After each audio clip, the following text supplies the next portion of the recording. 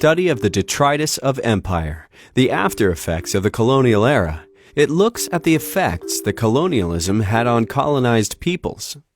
Gayatri Chakravorty Spivak wrote her essay Can the Subaltern Speak? In 1988 to survey the products of what was then a new academic study. She wondered how well post-colonialism had been able to understand and give voice to the colonized, especially the least powerful groups, those she calls subalterns. Her essay criticized much of the work done by mostly white, mostly male Western academics. She pointed out that it is difficult for anyone looking in from outside a colonized group to grant them speech for two reasons. First, because the evidence collected by someone from outside those groups is based on words, not real experience.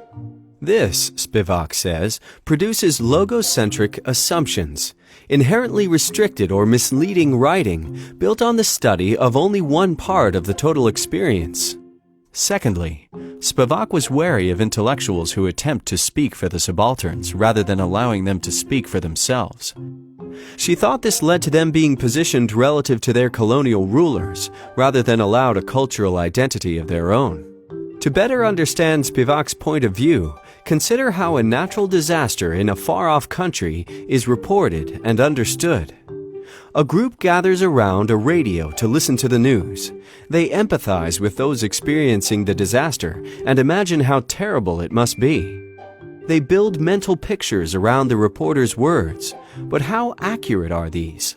Without experiencing the disaster themselves, listeners can't fully understand what it's like to be there or grasp much about what life is like before and after the disaster.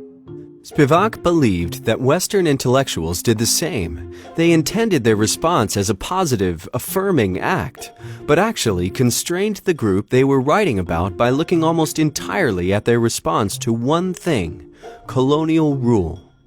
The radio listeners want to help.